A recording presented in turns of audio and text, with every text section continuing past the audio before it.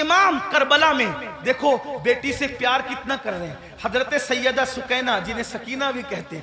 اب میں جو ہے وہ تلفظات کے جو ہے وہ بھول بھلیا میں آپ کو گمانا نہیں چاہتا, جو لوگ کہتے ہیں وہی کہہ کر آگے بڑھنا چاہتا ہوں. لیکن بہرحال حضرت سیدہ سکینہ کو سینے پہ سلا رہے کہ نہیں سلا رہے؟ ایک بیٹی کا مرتبہ. کربلا کے خیمے میں امام اپنی بیٹی کو سینے پہ رکھ رہے ہیں. آپ اندازہ تو فرمائیں, چچا بھتیجی کے کہنے پر فرات تک جا رہا ہے. یہ سب کیا ہے؟ بھائی اپنی بہن کے کہنے پر, امام علی اکبر رضی اللہ تبارک و تعالی اپنی بہن کے کہنے پر وہ سب کچھ کرتے نظر آ رہے ہیں جس کو دیکھ کر کے انسان حیرت و استجاب میں ڈوب جاتا ہے. کربلا یہ بھائیوں, کربلا اب اختتام پہ سن لے ذرا. کربلا رشتوں کی وفا کا نام, کربلا رشتوں کو تعظیم دینے کا نام, کربلا محبتوں کا نام, کربلا احترام کا نام, کربلا تعظیم کا نام, کربلا قرآن کے تحفظ کا نام, کربلا عقیدے کی حفاظت کا نام, اور کربلا حدیث کے صحیح مفہوم کو عملی تفسیر میں پیش کرنے کا نام, کربلا قرآن مقدس کے سانچے میں ڈھل جانے کا نام, کربلا شراب سے نفرت کا نام, کربلا زنا سے نفرت کا نام, کربلا جوے سے نفرت کا نام, کربلا بانسری میوزک اور موسیقی کے مکمل خاتمے کی جود مسلسل کا نام, کربلا سجدوں کے لیے انسان کیا کیا قربانی دے سکتا ہے اس پیغام خاموش کا نام کربلا ہے. اب آپ سے پوچھتا ہوں, ہم نے کربلا سے سیکھا کیا؟ وہی گناہ میں مبتلا, وہی جرائم میں مبتلا, وہی بلاؤں میں مبتلا. ایک بات یہ بھی کہہ دوں اختتام پر, خاص طور پر آخر میں بات کرتے کرتے مسلمانوں ایک بات آپ سے کہہ دوں, کربلا تو صحابہ کرام کی قربانیوں کے تحفظ کا نام تھا, لیکن آج جب کربلا کا ذکر ہوتا ہے تو انہی صحابہ کو نشانہ بنایا جاتا ہے, انہی صحابہ پہ تبرہ کیا جاتا ہے, انہی صحابہ کو معاذ اللہ یہ اس لیے قرار دیا جاتا ہے کہ انہوں نے تو اہل بیت کا حق کسب کیا. اور وہ لڑکے جو جمعہ کی نماز بھی 2 رکعت پڑھ کے بھاگ کر آتے ایسے جیسے اسکول کی چھٹی ہونے پر بچے بھاگ جاتے ہیں, وہ صحابہ کے کردار پہ بات کرتے ہیں کہ وہ تو ایسے تھے, وہ تو ویسے تھے. میں پوچھتا ہوں, کس منہ سے صحابہ کو تان کرتے ہو, کس منہ سے صحابہ کی عظمت پر انگلی اٹھاتے ہو؟ 2 رکعت پڑھنے کی اوقات نہیں ہے صحیح سے, اور ان کے لیے انگلی اٹھا رہے ہو جنہوں نے دین کے لیے اپنا مال قربان کیا. آج مسلمان کہلانا آسان ہے, لیکن اللہ اکبر اس وقت جب اللہ اللہ مسلمان کہلائے جانے پر, مسلمان بن جانے پر پٹائیاں ہوتی تھی, پتھر مارے جاتے تھے, کوڑے مارے جاتے تھے, چابک برسائے جاتے تھے, بھوکا رکھا جاتا تھا, سوشل بائیکاٹ کیا جاتا تھا. صحابہ اس وقت کے مسلمان ہیں, ان کے ایمان پر یہ قوم کے لڑکے سوالیہ نشان کھڑا کریں گے جن کو طہارت کے مسائل تک نہیں پتا ہے. آپ سے پوچھنا چاہتا ہوں, وہ صدیق اکبر رضی اللہ تبارک و تعالیٰ عنہ جس نے وہ قربانی دی ہے کہ اللہ کے رسول نے فرمایا, جس نے اسلام کی مدد کی ہے سب کے احسان کا بدلہ ادا کیا جا چکا ہے, سوائے ابو بکر کے احسان کا بدلہ قیامت میں اللہ تبارک و تعالیٰ عطا فرمائے گا. ایسے لوگوں کو غاصب کہا جاتا ہے, ایسے لوگوں کو حق طلب کس کا؟ اہل بیت کا. مجھے بتاؤ مسلمانوں, ذرا غور کرو, اس فاروق اعظم کے بارے میں کہا جاتا ہے کہ انہوں نے یہ کیا, یہ کیا, یہ کیا. آپ سے پوچھتا ہوں, فاروق اعظم کا کردار پتا ہے؟ فاروق اعظم کا کردار معلوم ہے؟ فاروق اعظم کے کردار کے بارے میں علم ہے؟ اللہ اکبر. آپ کو وہ سفر یاد ہوگا, آپ وہ سفر جانتے ہوں گے, اللہ اکبر, کہ فاروق اعظم مدینہ منورہ سے چلتے, فاروق اعظم مدینہ منورہ سے چلتے اور مدینے سے چلتے ہوئے بیت المقدس جاتے ہیں. ایک ہی اونٹنی ہے, اپنے جوانوں کی خاص توجہ, ایک ہی اونٹنی ہے, غلام ساتھ میں جا رہا ہے. فاروق اعظم غلام سے کہتے سواری ایک ہے اس لیے ہم یہ کریں گے, سواری ایک ہے یہ کریں گے کہ تھوڑی دیر میں بیٹھوں گا, تھوڑی دیر آپ بیٹھنا, پھر میں پیدل چلوں گا, پھر تم بیٹھو گے, تم چلو گے میں بیٹھوں گا. آپ سے پوچھتا ہوں, بیت المقدس تک غلام کو اس طرح لے کر کے گئے کہ نہیں لے کے گئے؟ آپ بتائیں. بولنے سے پہلے تولو, کسی کی بھی بات سن کر کے بکا مت کرو. جو فاروق اعظم ایک غلام کی حق تلفی نہ کریں جو فاروق اعظم، ایک غلام کی حق تلفی نہ کریں وہ فاروق اعظم اپنی آقا زادی سیدہ فاطمۃ الزہرا کی حق تلفی کیسے کر سکتے ہیں؟ آپ جانتے ہیں کبھی غور تو کیا ہوتا، کبھی سوچا تو ہوتا، جس سے جو سنا وہی بکنا شروع کر دیا۔ میرے آقا علیہ السلام فرماتے ہیں میرے اصحاب کو برا مت کہو، میرے صحابہ کو برا مت کہو، اور اسی کربلا کی بات کرتے ہوئے صحابہ پہ تبرہ کیا جائے، مسلمانوں کیا منہ لے کر کے اٹھو گے؟ جانتے ہیں شفا شریف میں قاضی ایاز رحمت اللہ تعالی علیہ لکھتے ہیں کہ ایک شخص مر رہا تھا، اس کو موت آ رہی تھی، مرتے وقت اس کی زبان پہ کلمہ نہیں آ رہا تھا، اللہ اکبر، اس کی زبان پہ کلمہ نہیں آ رہا تھا۔ اس سے پوچھا گیا کہ تو کلمہ کیوں نہیں پڑھ پا رہا ہے؟ اس نے کہا کہ میں ابو بکر اور عمر کے گستاخوں کے ساتھ بیٹھا کرتا تھا۔ وہ گستاخ نہیں تھا بلکہ گستاخان شیخین کے ساتھ بیٹھتا تھا، اللہ اکبر۔ تو جو گستاخان شیخین کے ساتھ بیٹھے، صرف بیٹھے، مرتے وقت اس کی زبان پہ کلمہ نہیں آتا، جو گستاخی کرے اس کا کیا انجام ہوگا؟ یہ دنیا چند دن کی ہے، یہ دنیا چند لمحے کی ہے، بندوں کی خوشی کے لیے اللہ کو ناراض نہ کرو۔ واللہ ورسولہ احق ان یرضوا، اللہ اور اس کا رسول اس بات کے زیادہ حقدار ہیں کہ ان کو راضی کیا جائے۔ آج یہ بحث چل رہی ہے کہ کون کب ایمان لایا تھا، کون کب ایمان لایا تھا۔ میں نے کہا کسی نے کبھی بھی ایمان لایا تھا، ایمان تو لایا تھا نا، حضور نے تو معاف کیا تھا نا، حضور نے تو چادر میں جگہ دی تھی نا۔ جس کو رسول اللہ امان دے دے، جس کو نبی امان دے دے، امتی کو حق کیا ہے اس کو امان سے باہر کرنے کا؟ آپ سے پوچھنا چاہتا ہوں، اس لیے مسلمانوں اپنی حیثیت میں رہو۔ اعلیٰ حضرت امام احمد رضا محدث بریلوی فتاوی رضویہ شریف میں لکھتے ہیں عالم ربانی کی توہین کرنے والا کفر تک جاتا ہے۔ جب عالم ربانی کی توہین کرنے والا کفر تک جاتا ہے، جو صحابہ کی توہین کرے، صحابہ کو گالیاں دے، یاد رکھنا اسٹیج پر کچھ بھی کہو، کمرے کی گفتگو تو اللہ سن رہا ہے، دلوں کا حال تو اللہ دیکھ رہا ہے۔ اس لیے ان کے لیے دلوں میں کینہ نہ رکھو، ان کے لیے دلوں میں عداوت نہ رکھو۔ مسلمانوں کیا بات ہے، اگر رسول اللہ اونٹ کے چمڑے کی نالین پہن لے تو ہم اس نالین کو سر پہ رکھتے ہیں۔ آخر اونٹ کا چمڑا نہ دیکھا، کیا دیکھا؟ رسول اللہ کی نسبت دیکھی۔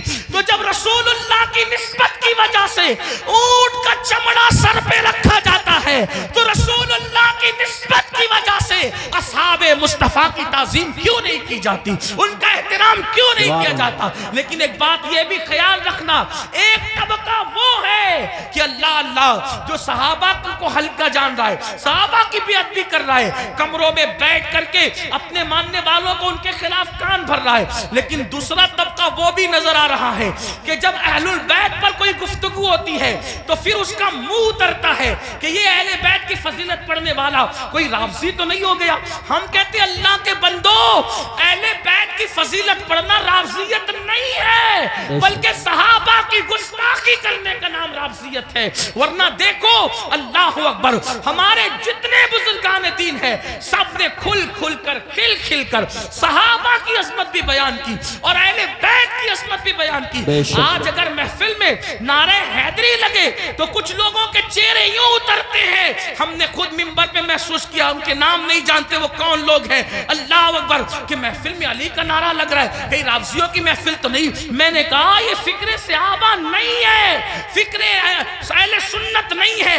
ہماری محفلوں میں صحابہ کے ساتھ علی مرتضیٰ کا نعرہ لگتا تھا، لگتا ہے اور انشاءاللہ لگتا رہے گا، بلکہ صحابہ نے تو معیار قرار دیا ہے ایمان کا علی مرتضیٰ کو۔ فرمایا جب لوگوں میں بدعتیں پھیلنے لگی، فتنے اٹھنے لگے تو محفلوں میں لوگ آتے تو ہم سوچتے کون اپنا اور پرایا ہے، تو جب لوگوں کو چھانٹنا چاہتے، لوگوں کو تقسیم کرنا چاہتے، اپنی اور پرائے کا فرق کیا ہے، تو ہم ذکر علی کرنے لگتے۔ علی کا ذکر سن کر جن کے چہرے کھل جاتے سمجھ جاتے ایمان والا ہے، جس کا چہرہ اتر جاتا سمجھ جاتے کہ منافق۔ نعرہ تکبیر، اس لیے نعرہ ذکر رسالت۔ علی کرو مگر احترام صحابہ کے ساتھ، ذکر اہل بیت کرو احترام صحابہ کے ساتھ، صحابہ کا ذکر کرو اہل بیت کی تعظیم کے ساتھ، کیونکہ یہ دونوں رسول اللہ سے منسوب ہیں۔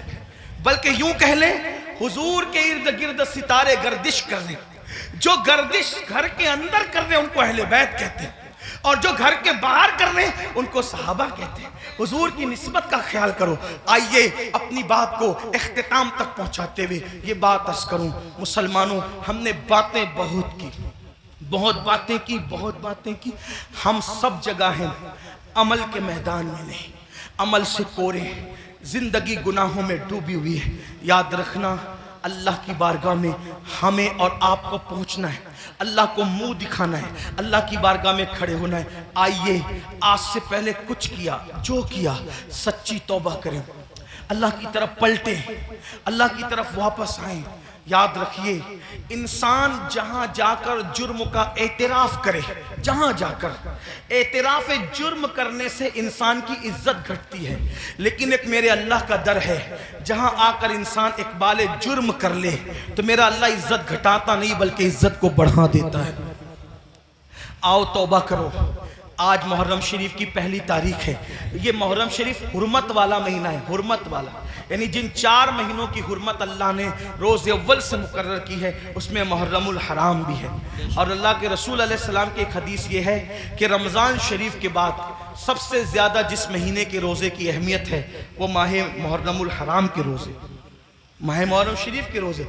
इन दिनों को खुराफात बिदात में गुजारने की बजाय इबादत में गुजार, हो सके तो ये तय कर लो कि रोजाना मैंने नबी और आले नबी पर 1000 बार दुरूद शरीफ पढ़ना है।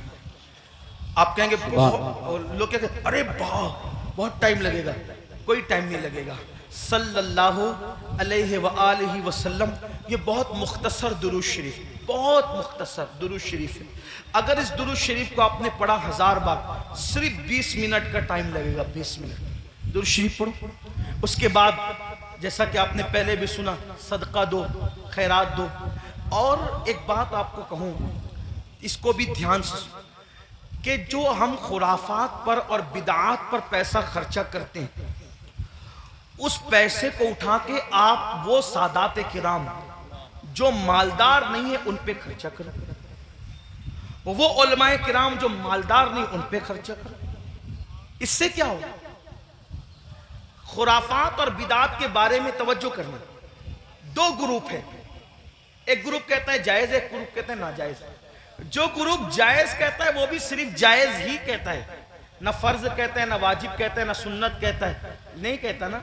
जो जायज साबित भी कर ले खुराफात को तो सिर्फ जायज ही कह सकेगा, फर्ज नहीं कह सकेगा, वाजिब नहीं कह सकेगा।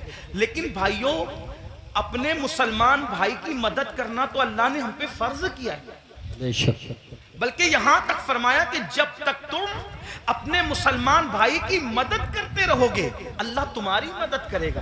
और आपको बताऊं, खास तौर पे सादात की खिदमत, वो जो मालदार नहीं है, मुस्तहिक हैं, ये नहीं कहता गरीब है, मेरे अंदर इतनी हिम्मत नहीं कि मैं किसी सैयद को गरीब कहूं, लेकिन सादात जो मालदार नहीं है, मालदार अगर आप उनकी खिदमत करें तो होगा क्या? 2-3 बातें सुन ले, बात खत्म करते। हजरत सैयदना अब्दुल्ला इब्ने मुबारक रदी अल्लाह ताला हज को जा रहे थे, हज का इरादा था, और हज के इरादे में आपने ये तय किया कि मैंने हज को जाना है, पूरी तैयारी हो गई, इरादा बन गया हज को जाना। अब्दुल्ला इब्ने मुबारक को पता चला कि मेरे पड़ोस में एक सैयद साहब रहते हैं और वो इस वक्त थोड़ा परेशान हाल है, हालात के सताए हुए और हालात के मारे हुए।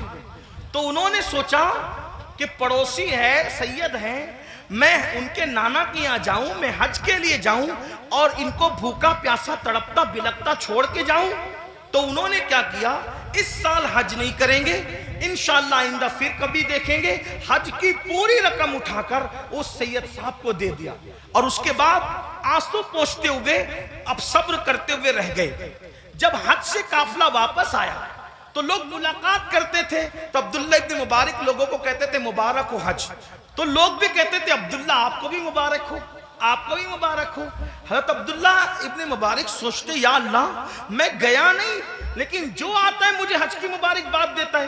اسی فکر میں تھے, آنکھ لگی تو خواب میں غیب سے ندا آئی. کوئی کہنے والا کہتا ہے عبداللہ ابن مبارک تو نے میرے نبی کے شہزادے کی مدد کے لیے حج کو ملتوی کر دیا تو تیری یہ ادا اتنی پسند آئی کہ ہم نے تیرا ہم شکل ایک فرشتہ پیدا کیا ہے جو قیامت تک تیری طرف سے حج کرتا رہے گا اور اس کا ثواب تجھے ملتا رہے گا. سبحان اللہ سبحان اس لیے اللہ اس لیے خرافات کی طرف خرچ کرنے کی بجائے اپنے سادات جو مستحق ہیں ان کے لیے خرچ کرو.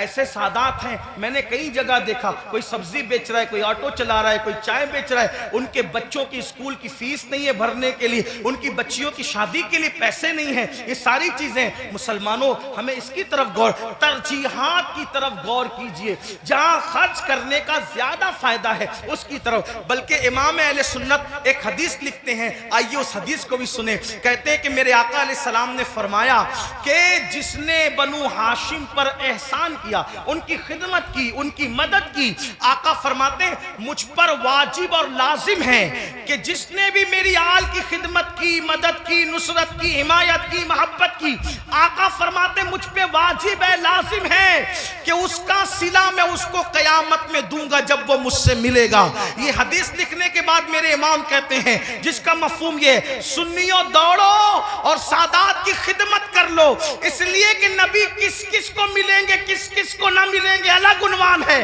لیکن جنہوں نے آل نبی کی خدمت کی ہوگی اس سے ملنے کا وعدہ مصطفیٰ جان رحمت فرما رہے ہیں. گویا کہ اور لوگ حضور کو ڈھونڈیں گے اور حضور اپنی آل کی خدمت کرنے والے کو صلہ عطا فرما رہے ہوں گے, لقاء کا شرف عطا فرما رہے ہوں گے. اس لیے میری گزارش ہے, ہم نے اپنے پیسوں کو, روپیوں کو بہت ضائع کیا خرافات پر, بدعات پر. کیا خرافات ہے, کیا بدعات ہیں؟ اپنے علاقے کے مستند معتبر علماء اور مفتیان کرام کے پاس بیٹھو اور بیٹھ کر کے سیکھو کہ کن خرافات سے اور بدعات سے بچنا ہے اور کون سی چیزیں اہل سنت و جماعت سے ہے. جیسے کہ لوگ تو شربت پلانے کو بھی بدعت کہہ دیتے ہیں. آپ سے کہتا ہوں کہ بھئی شربت پلانا کون سی بدعت ہے؟ میرے امام لکھتے ہیں, وہ بھی کیا دلیل دی, فرمایا جب کتے کو پانی پلانے پہ جنت مل سکتی ہے تو امام عالی مقام کے نام پہ اگر مومنوں کو شربت پلایا جائے تو پھر اس کا صلہ کیا ہوگا؟ یہ ساری چیزیں کرتے رہیے. اللہ تعالیٰ سے دعا ہے اللہ ہم سب کو توفیق دے. گفتگو کے درمیان اگر کوئی غلطی ہو جائے تو اللہ تعالیٰ معاف فرمائے. استغفر اللہ ربی من کل ذنب واتوب الیہ. اہل سنت کا ہے بیڑا پار, اصحاب حضور نجم ہے اور ناؤ ہے اطرت رسول اللہ کی. السلام علیکم ورحمۃ اللہ وبرکاتہ.